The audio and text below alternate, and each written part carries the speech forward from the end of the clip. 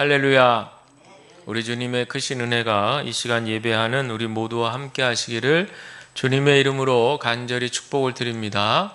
오늘도 전후좌우 바라보시면서 주님 사랑으로 축복합니다. 인사하겠습니다. 주님 사랑으로 축복합니다. 우리 한 번 더 주님 사랑으로 축복합니다. 아멘. 감사합니다. 앞서 말씀드린 대로 지금 장마철인데 윗지방에 아주 난리도 이런 난리가 아닌데 물폭탄이 내리고 있어요. 그래서 여러분들 다 뉴스에서 보셨겠지만 청주 또 충남 홍성인가 이런데 어저께 하루만 한 500mm 내렸다고 그래요. 그래서 한 1000년에 한 번 있을까 말까 그런 일이 지금 우리나라 한반도에 지금 일어나고 있는데, 지금 우리 한반도 상공에 수증기로 가득 차 있다고 합니다. 예, 그래서 지금 참 희한하게도 이쪽 남부 지역, 또 남부 지역 쪽에서도 우리 쪽만 이렇게 조금 소강 상태고, 나머지 지역들은 지금 우리가 상상할 수 없을 정도로.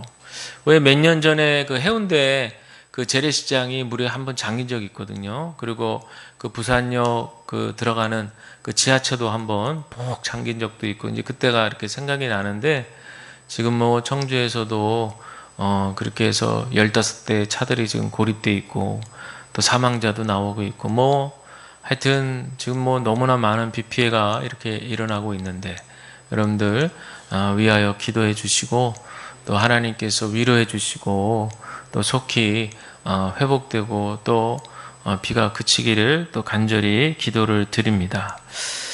오늘 그러한 마음으로 마음이 조금 무거운 마음으로 이 시간에 예배를 드리는데, 하나님께서 특별히 오늘 또 말씀을 드리는 가운데 제가 기도에 관한 주제로 이제 한 몇 주간 말씀을 좀 드리려고 하거든요.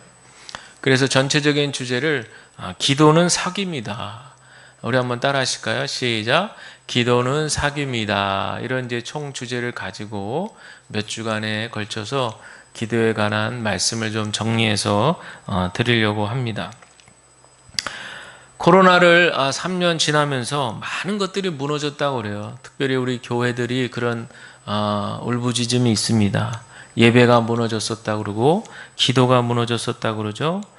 모이지를 못하게 하니까 답답해하고, 또 영적으로도 침체에 있었습니다. 그런데 어느 조사를 보니까요, 코로나를 지나면서 전국에 1만여 교회가 사라졌다고 그래요.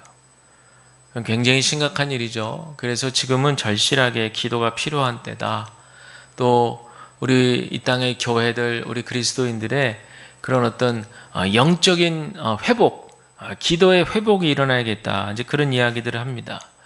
그래서 그랬는지 우리 기독교 대한감리회 우리 교단에서 100년 기도 운동을 시작한다고 그래요. 100년 기도 운동.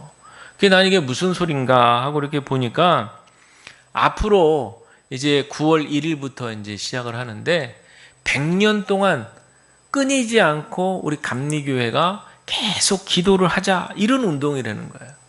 그래서 아니 이게 가능한가 하고 이렇게 자세히 봤더니, 현재 우리 전국의 감리교회가 6,659개랍니다. 약 6,600개 정도 되는 것이죠. 그런데 하루에 한 교회면 1년이면 360교회고 10년이면 3,650교회가 되는 거잖아요. 그래서 이 10년 동안 하루에 한 교회씩 신청이 되고, 작은 교회들은 두세 개 교회씩 이렇게 연결을 하고 이래가지고, 그 신청한 날에 그 교회에서 담당해서 하루 종일 기도를 한다는 거예요. 24시간. 그러면 10년짜리 이 10년 동안에 기도할 교회들이 다 신청이 돼서 결정이 되면, 그 신청한 교회는 10년에 한 번씩, 그렇죠? 10년에 한 번씩 10번을 담당하면 100년 동안 감리교회는 계속해서 기도를 끊이지 않고 이어가게 된다, 그런 얘기인 거예요. 와, 그런 설명을 듣고 나니까, 이거를 이제 계획하신 분이 있거든요. 기도 운동 하시는 분인데, 와, 어떻게 이런 생각을 하셨을까, 그런 생각이 듭니다. 보통 분들은 이제 처음 100년 기도 운동 하면은 어떻게 이게 가능할까 이렇게 생각하는데, 또 왜 이런 기도를 하지? 또 이렇게 의문을 품을 수도 있는데 그러나 우리는 한번 깊이 있게 생각해 볼 필요가 있다고 여겨집니다. 왜냐하면 우리 그리스도인은 하나님을 믿는 사람들이잖아요. 하나님을 믿는다. 우리가 예수님을 믿는다. 그럼 우리 하나님과 예수님과 깊이 있는 영적인 교통이 일어나야 되고 소통이 일어나야 되고 교감이 일어나야 되고 교제가 일어나야 되거든요. 그 통로는 너무나 잘 아시겠지만 바로 기도입니다. 기도. 눈에 보이지 않는 살아계신 하나님과 우리가 소통하기 위해서 반드시 취해야 될 통로는 기도라고 하는 것이죠. 그런데 이제 기도가 무엇인가? 제가 이제 앞으로 계속 말씀을 드리겠지만 일단 기도가 아닌 것 중에 하나는 뭐냐면 주술 외우는 건 기도가 아니거든요. 중얼중얼 이러면서 그냥 주술 외우듯이 그렇게 하는 것은 기도가 아니에요. 오늘 말씀의 제목에서도 벌써 딱 느낌이 오셨겠지만 기도는 인격적인 교제와 사귐이거든요. 그렇기 때문에 제일 중요한 건 마음이 중요한 거예요. 마음. 기도해야겠다. 하나님과 소통해야겠다. 라고 하는 이런 마음이 있지 않으면 결코 기도를 할 수가 없다라는 거예요. 그런데 다행인 것은 참 감사한 것은 우리 마음 가운데 그렇게 기도할 수 있는 마음을 주셨다는 거예요. 언제요? 우리가 예수님을 믿습니다. 예수님은 하나님의 아들이심을 믿습니다. 예수가 그리스도가 되심을 믿습니다라고 우리가 고백하는 순간에 성령께서 눈에 보이지 않지만 거룩한 영이신 홀리 스피릿인 거룩한 영 성령께서 우리의 마음속에 찾아와 주셨다는 거예요. 우리가 이것을 시인하고 인정하고 받아들이기만 하면 우리 마음속에서 마음껏 교제하시기를 기뻐하시고 우리의 형편을 헤아리시는 그 성령님과의 친밀한 교제와 동행이 일어난다는 사실, 여러분들 기억해야 될 줄로 믿습니다. 그래서 우리는 이미 허락되었다는 거예요. 영적인 교제가 허락되었다는 겁니다. 로마서 8장 8절에 보면 이런 말씀이 있어요. 육신에 있는 자들은 하나님을 기쁘게 할 수 없다 그랬어요. 육신에 있는 자들은 하나님을 기쁘게 할 수 없다. 이 말씀이 도대체 무슨 말일까요? 우리는 다 육신을 입고 살아가는데 그럼 우리 육신에 입고 있는 우리들은 하나님을 기쁘게 할 수 없는 존재인가? 그런 뜻이 아니라 육신의 삶을 추구하기만 하는 사람에게는 이렇게 하나님을 기쁘시게 할 수 없다는 거예요. 여러분, 자식이 사랑하는 자녀가 부모의 마음을 헤아리고 부모와 충분한 인격적인 교제를 통해서 부모가 원하는 바가 무엇인지를 깨닫고 그것을 준행하려고 애를 쓰며 살아가는 그런 자녀를 부모가 보게 되면 부모 마음이 얼마나 기뻐요. 하나님의 마음이 바로 이런 부모님의 마음이에요. 우리가 이 땅을 살아가면서 예수를 믿고 나서 하나님이 우리와 충분하게 영적 교제를 하면서 우리에게 원하시는 것은 우리를 너무도 사랑하기를 원하시는데 그 사랑 가운데 하나님의 기쁨이 되기를 원하시는 거예요. 우리가 그 기도를 통해서 영적인 교제를 허락하신 이미 성령님께서 우리 안에 와주심으로 영적인 교제가 허락된 가운데 우리는 우리 하나님과 깊이 있고 풍성한 교제를 하다 보면요.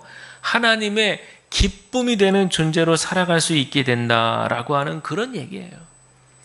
따라서 저와 여러분들 모두가 하나님의 기쁨이 되는 존재들이 되시기를 주님의 이름으로 간절히 축복을 드립니다. 그러기 위해서 할 수 있는 비결이 바로 기도라는 통로를 활용하는 거예요. 여러분, 우리 사람들 관계를 생각해 보세요. 먼저 교제가 시작된 뭔가 이렇게 교제가 또 알게 된 그런 관계가 있다면 서로에 대해서 상대방에 대해서 잘 알아야 되잖아요. 그러기 위해서는 시간도 필요하고 또 서로를 알아가는 노력들이 필요합니다. 그래야 어느 정도 시간이 흐르고 나면 저 사람은 이런 스타일이야. 저 사람은 이런 취향이 있구나. 저분은 이런 장점이 있고 이런 좀 단점도 있는 것 같아. 이런 것들을 다 알고 이해를 하게 되는 거죠. 제가 8년 전에 처음 이곳에 부임했을 때 우리 권사님들이 많이 걱정하셨어요. 왜냐하면 서울에서 내려왔다고 하니까 이쪽 지방의 음식은 잘 맞을지, 또 생활은 잘 적응을 할 수 있을런지 등등, 이제 저의 외모만 탁 보고서는 그런 걱정들을 하신 거예요. 그랬는데 시간이 지나고 나서 보니까 그런 걱정들은 다 기우였다라는 것들을 고백들을 하시는 거죠. 왜요? 음식도 잘 맞고 음식도 잘 먹고 또 여기 생활에도 잘 적응했고 뭐 이렇게 생활하는 게 불편치 않고 그러면서 이제 조금씩 저에 대해서 잘 이해하시게 된 거예요. 저도 마찬가지죠. 우리 권사님들, 우리 교우분들 처음에는 이제 겉모습만 보고 어떤 분일까 이렇게 궁금해하다가 시간이 지나고 나고 같이 얘기도 나누고 식사도 하고 기도도 해드리고 등등 여러 일들을 통해서 이제 그 마음들을 다 조금씩 알아가는 거예요. 그러니까 지금은 제가 하면 우리 권사님들이 어떻게 해요? 하고, 제가 하면 하고, 이게 벌써 착착 한 이제 8년쯤 되니까 이제 서로를 이해하는 폭이 넓어진 거예요. 여러분, 사람의 관계도 이런 겁니다. 서로에 대해서 기다려주고 관심을 갖고 상대를 그렇게 하다 보면 어느 시간이 지나면 서로 이렇게 마음을 잘 소통하고 친해지는 것을 경험하게 되는 거예요. 사람의 관계가 이러할진데 우리 하나님과의 관계는 이보다 더한 것입니다. 여러분, 우리 하나님은 우리를 너무 사랑하세요. 오죽했으면 하나밖에 없는 독생자 예수 그리스도를 우리를 위해서 십자가에 내어 주시기까지 하신 거예요. 정말 오죽하셨으면 그렇게 하지 않으면 우리 인간들의 이 죄성을 해결할 방법이 없기 때문에 그래요. 그러니 여러분들, 얼마나 하나님 아버지께서 우리를 사랑하셨나 우리가 좀 깨달아 알 필요가 있습니다. 이 사랑, 하나님의 이 깊으신 사랑을 우리가 알 필요가 있는 것이 바로 우리 기도 생활에도 연결되기 때문에 그래요. 하나님의 그 사랑을 알면 알수록, 깊이가 깊어지면 깊어질수록 우리의 기도 생활이 더욱더 즐겁고 행복한 기도 생활이 된다는 사실을 여러분들 기억하시길 바랍니다. 왜요? 기도는 주술적인 행위가 아니라, 비나이다 하는 그런 주술적인 행위가 아니라, 기도는 철저한 우리 하나님과의 인격적인 관계요, 사귐이기 때문에 그렇습니다. 친밀한 동행이기 때문에 그래요. 무엇보다도 우리를 향하신 하나님의 그 크신 사랑을 깨닫는 통로가 바로 기도라는 사실을 여러분들 기억하시기를 바랍니다. 아프리카에서 선교하셨던 어느 선교사님의 이야기를 제가 책을 통해서 보았는데요. 아프리카에서 선교하시는데 첫 아이를 임신 사모님이 하셨어요. 그래서 너무 기쁜 가운데 있었는데 그만 사모님이 풍토병에 걸리게 된 겁니다. 그래가지고 온통 온몸에 붉은 반점이 일어나고 구토와 고열에 시달리게 되었어요. 이제 첫 아기를 가졌는데 상태가 심각해 보인 거죠. 그래서 그 지역에 여러 병원들을 돌아다니면서 치료를 요청하는데 잘 낫질 않아요. 그리고는 태아까지도 지금 위험한 상태가 돼간다. 이제 이런 얘기를 듣고 도저히 안 되겠다. 그래서 결단을 내리고 사모님 이제 얼른 한국으로 들어오게 돼서 치료를 받았어요. 그런데 너무나 감사하게도 이제 사모님도 다 풍토병이 낫고, 그리고 아이도 무사하게 출산을 했다는 거예요. 그런데 태어난 지 한 달이 된 이 아기가요, 한밤중에 갑자기 호흡이 가빠지더래요. 그래서 이 선교사님이 아이를 들쳐업고 응급실로 갔겠죠. 의사 선생님의 진단은 전신 폐혈증이라는 거죠. 전신 폐혈증. 그래서 이 신생아가 중환자실에 한 달간 입원하고 하루 종일 24시간 내내 그 아이에게 항생제를 투여했답니다. 약이 얼마나 독했는지요. 가뜩이나 머리카락도 얼마 없었는데 아이의 머리카락이 다 빠져버렸대요. 그리고 이 아이는 너무 고통스러운지 몸을 막 이리저리 뒤척이면서 그렇게 말도 못하는 아이가 고통스러워했다는 거죠. 근데 의사 선생님도 상당히 부정적으로 경과를 봐야 된다. 그리고 장담할 수 없다. 이제 이런 얘기만 하는 거죠. 그러니까 얼마나 이 선교사님이 애가 탔겠어요. 그 인큐베이터 안에 있는 그 아이를 보면서, 자기 아이를 보면서 자기는 아무것도 해줄 수 없다는 그 자신이 너무 답답한 거죠. 그게 할 수 있는 일이란 그저 밤낮을 가리지 않고 그 아이를 보면서 기도하는 일이었던 거죠. 그런데 어느 날 기도하면서 문득 이런 생각이 들었다는 거예요. 우리 예수님이 십자가에 그 모진 고통과 고난을 받으실 때, 그때 우리 하나님 아버지의 마음은 얼마나 아프셨을까? 지금 내 마음이 마치 나를 향하신 하나님 아버지의 마음 같아서 그냥 그 자리에서 하염없이 눈물을 흘리면서, 그러면서 터져나온 고백이 감사하다는 거예요. 감사. 여기까지 인도하신 하나님 감사합니다. 아이는 전혀 지금 낳고 있지 않는데도 이 선교사님이 토해내는 고백이 하나님 감사합니다. 이랬다는 거예요. 어떻게 이런 감사 기도가 나왔느냐? 하나님의 사랑을 깨닫게 되니까. 북받쳐 오르는 하나님의 사랑이 이 선교사님의 마음속에 가득 차게 되니까, 그러니까 하나님 여기까지 인도해 주셔서 감사합니다. 그렇게 기도하고 나니까요, 마음의 불안함은 사라지고 그저 평온하게 잠잠하게 아이를 위해서 계속 중보기도 하게 됐다는 거예요. 그렇게 밤을 뜬 눈으로 새고 새벽이 찾아오는데 마음속에 근심 염려가 사라지고요, 평안함이 찾아오더라는 거예요. 그러더니 마음 한쪽에 이 아이를 하나님께서 고쳐주실 거라는 확신이 들었다는 거예요. 그래서 또 기도합니다. 주님, 우리 아이를 고쳐주시니 감사합니다. 고쳐주신다는 믿음을 주시니 감사합니다. 이렇게 그냥 툭 기도를 했다는 거예요. 그런데 여러분, 놀랍게도요, 그날 이후부터 조금씩 수치가 정상 범위로 올라가기 시작하더니 급기야 일주일 만에 그 인큐베이터 안에서 나오게 되었고, 곧이어서 회복이 돼서 퇴원하게 됐다는 거예요. 그러면서 이 선교사님이 깨달은 게 있었는데, 그게 뭐냐? 감사는 시점이 중요하다는 거예요. 시점이 중요하다.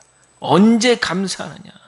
우리는 되게 어려운 상황 지나가고 나면, 해결되고 나면, 문제가 풀리고 나면 그때 하나님 감사합니다, 우리 그러잖아요. 그런데 이 선교사님이 가만히 생각해 보니까 성경에도 예수님께서 오병이어의 기적을 일으키기 전에 어떻게 해요? 어린아이가 가져온 물고기 5, 보리떡 5개와 물고기 2마리를 딱 하늘에다 올리고 축사하면서 감사기도를 드렸다고 그랬잖아요. 그렇죠? 그리고 또 나사로를 살리기 전에도 미리 감사기도 하셨던 것이 깨달아지면서, 감사는 상황이 바뀌지 않았어도 미리 응답하실 것을 믿고 감사드리는 것이 중요하다는 것을 이분은 거듭 깨달았다는 거예요. 저와 여러분에게도 동일하게 그렇게 적용이 됩니다. 우리의 감사는요, 하나님과의 깊은 사귐 가운데 하나님을, 그 사랑을 받은 우리가 하나님을 믿는 그 믿음 안에서 토해내는 고백인 거예요. 우리가 의심이 들거나 불안할 때, 두려울 때가 많잖아요. 그럴 때는 다른 것을 생각하지 마시고, 지금 내 안에 하나님의 사랑이 부족하구나, 이런 생각을 하셔야 돼요. 내 안에 하나님의 그 크신 사랑으로 가득 부어져서 풍성해지면요, 믿어지지 않았던 일들 속에서도 하나님께 감사의 고백을 할 수 있다는 사실을 여러분들 기억하시기를 바랍니다. 그래서 이 기도가 너무 중요한데 올바른 기도가 중요한 거예요. 그래서 오늘 제가 드리고 싶은 주제가 바로 기도는 사귐이다. 기도는 하나님과의 친밀한 교제다. 그 얘기예요. 오늘 본문의 말씀이 바로 이런 내용 아닙니까? 요한복음 15장에서 예수님은 포도나무 비유 말씀을 하시면서 열매에 대한 말씀으로 시작하시거든요.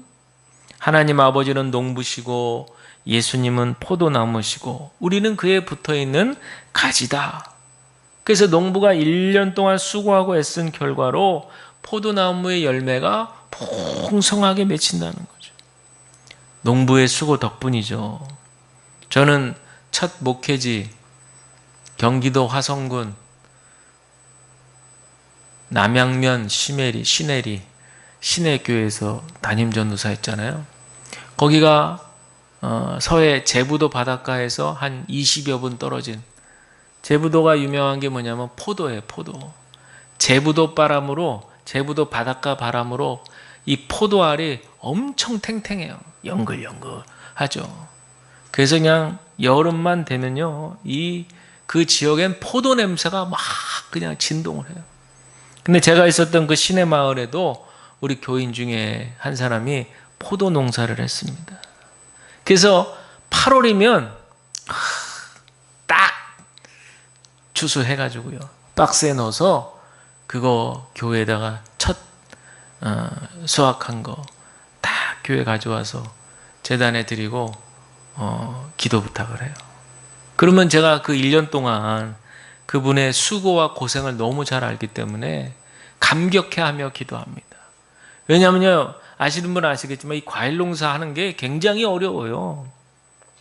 뭐 벼농사도 다 어렵지만 특히 과일 농사는 병충해가 너무 많은 거예요. 병충해가. 그래가지고 늘 가서 신경을 써야 돼요. 신경을 쓰고 우리 농작물 이거 잘 수확해야 되는데 갉아먹지는 않는지, 그래가지고 수시로 가가지고 신경 써야 되고요.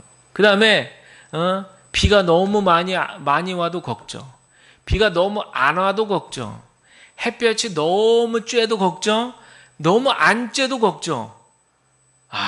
1년 내내 전전긍긍해요. 그래가지고 이제 봉지 싸는 작업이 또 중요하거든요. 봉지를 잘 싸야 햇빛이 너무 강하게 또 쬐면 이게 또 맛있지가 않으니까, 하여튼 그런저런 신경 쓰고 걱정할 일이 너무 많은 거예요.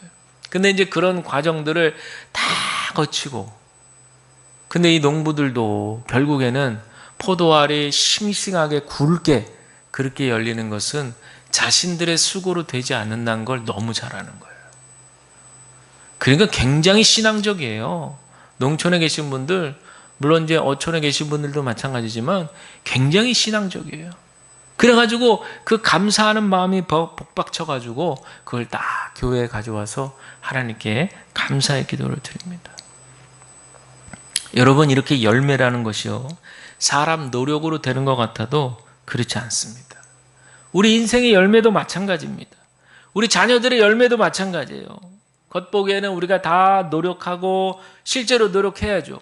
열심히 자기 할 일을 해야 됩니다. 학생은 열심히 공부하고, 직장인은 열심히 일하고, 생활인들은 열심히 생활 속에서 자신이 맡겨진 일들을 해야 됩니다. 누구든지 자기에게 맡겨진 일에 최선을 다해야 돼요. 그러나 우리는 알아야 돼요. 우리가 노력하는 것이 전부가 아님을 알아야 됩니다. 우리 나름대로 최선을 다하지만 이를 이루시고 성취하시고 열매를 맺게 하시는 분은 따로 있다는 사실을 여러분들 기억하시기를 바랍니다. 그분은 누구예요? 바로 아버지 되신 우리 하나님 아버지라는 거예요. 자, 우리 요한복음 오늘 읽지는 않았지만 2절 말씀을 한번 보세요. 15장 우리 2절 말씀, 성경에 쓰신 분들은 한번 같이 읽어볼까요? 2절 시작. 무릇 내게 붙어 있어 열매를 맺지 아니하는 가지는 아버지께서 그것을 제거해 버리시고, 무릇 열매를 맺는 가지는 더 열매를 맺게 하려 하여 그것을 깨끗하게 하시느니라. 아멘.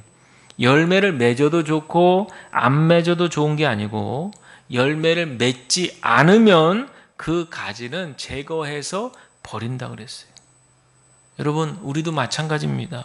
우리 인생에 신앙의 열매를 맺지 못하면 하나님의 책망이 있습니다.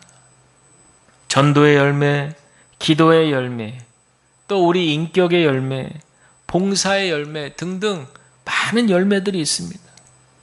여러분들은 어떤 열매를 지금 맺고 있습니까? 또 지금까지 어떤 열매를 맺어 오셨습니까? 오늘 이 시간에 여러분들 깊이 생각하시고 이 한 주간 지내시면서 나는 내 삶에서 어떤 신앙의 또 삶의 열매를 맺었나 깊이 생각하시기를 바랍니다. 자, 그런데 중요한 것은 이제 오늘 말씀의 하이라이트죠. 오늘 이제 읽으신 말씀과도 연결이 되는데 어떤 열매든지 그 열매는 주님 안에 거할 때, 그랬어요. 주님 안에 거할 때, 가지인 우리가 포도나무에 잘 붙어 있을 때, 그때 열매를 풍성하게 맺을 수 있다는 거예요. 그러니 여러분, 어떤 열매를 우리가 크든 작든 맺었든지 간에 이것은 우리의 자랑거리가 될 수 없습니다. 오직 주님만이 영광 받으셔야 돼요. 왜냐하면 주님이 이루신 일이기 때문에 그렇습니다. 여기에 여러분들 우리 기도의 비결이 있습니다. 우리가 기도 열매하면 바로 생각하는 것이 바로 응답 아니겠어요? 내가 기도하면 응답된다라는 응답인데 오늘 기도 응답의 비결이 오늘 말씀에 다 들어가 있어요. 너희가 내 안에 거하고 내 말이 너희 안에 거하면 무엇이든지 원하는 대로 구하라. 그리하면 이루리라. 아멘. 여러분 여기서 안에 거한다는 말이 중요합니다. 안에 거한다. 예수님 안에 거한다. 이 말은 여러분 예수님이 먼저 아버지 되신 우리 하나님과 연합이 되셨다는 그런 얘기예요. 그 하나님 아버지께서 우리를 사랑하셔서 이 세상을 구원하신 그 방법, 즉 하나뿐이 없는 독생자를 우리를 위해서 죽게 하신 그 사랑의 마음을 우리는 한 마음이 된 그 예수님과 한 마음이 된 연합의 그런 의미로 깨달아야 된다는 거예요. 13장 1절에도 나오는 부분이 있는데요. 세상에 있는 자기 사람들을 사랑하시되 끝까지 사랑하시되라고 나와 있어요. 여기서 중요한 말이 바로 끝까지입니다. 끝까지. 하나님은 우리를 포기하지 않았어요. 저와 여러분들을 포기하지 않았어요. 여러분들 이 믿음을 갖게 되시기를 주님의 이름으로 간절히 축복을 드립니다. 한시도 저와 여러분들을 놓지 않으신다는 거예요. 어떤 분이 저한테 카톡을 보냈는데 그 카톡에 보니까 예수님이 꽉 붙들고 있는 그런 사진이에요. 그러면서 거기 이제 글귀에 보니까 당신을 한시도 놓지 않으시는 우리 예수님. 너무 마음에 확 들어오니까 너무 감사하더라고요. 우리는 때로는 고통스러울 때는 주님이 어디 계시나 싶을 때가 있잖아요. 솔직히. 저만 그래요? 솔직히 그렇죠. 그러나 여러분 분명히 기억하세요. 주님은 우리가 어떤 상황에 처해 있어도 우리를 눈동자와 같이 지켜보고 계시다는 거예요. 우리를 끝까지 버리지 않았어요. 바로 이 사랑을 우리가 깊이 마음속에 깨달을 때 우리가 그분 안에 거하는 거예요. 이게 바로 연합의 원리입니다. 또 내 말이 너희 안에 거한다는 말씀은 무슨 의미일까요? 하나님의 말씀이 우리 안에 가득 담겨 있으면 된다. 그 얘기일까요? 그러니까 오늘부터 성경 말씀 다 통째로 다 외워버려. 물론 그것도 좋은 방법이겠죠. 그러나 여기서의 의미는 뭐냐면 한 말씀이라도 내 안에 들어온 말씀이 있을 때 그 말씀의 뜻을 깨달았다면 순종해야 된다는 거예요. 말씀이 나의 인격과 삶을 통해서 이루어져야 된다는 그 얘기예요. 그게 바로 내 말이 너희 안에 거하며 이라는 얘기죠. 그러니 여러분 결국 기도 응답이라고 하는 것은요, 우리가 얼마나 하나님의 말씀을 우리의 전 인격으로 살아냈느냐가 중요함을 기억하시기를 바랍니다. 그러나 여러분, 순종이라고 하는 것이 어디 그냥 되나요? 순종해야 된다. 순종하세요. 율법적으로 생각해서 하나님 말씀이니까 그래. 하라니까 한다. 그게 순종입니까, 여러분들? 여러분들, 우리 다 생각할 수 있는 사람들인데 내가 누구의 말을 듣고 그대로 행동했을 때는 그거는 특별한 관계이기 때문에 그렇게 하는 거예요. 그렇지 않아요? 보통 그냥 지나가는 사람이 이쪽으로 가시오, 저쪽으로 가시오 그러면 저 사람 미쳤다 이러지. 그게 아니라 정말 누군가가 저에게 이렇게 하시오 했을 때 그래 그렇게 해야지 하고 따르게 될 때는 그 관계는 특별한 관계인 거예요. 여기서 순종의 원리가 발견되는 거예요.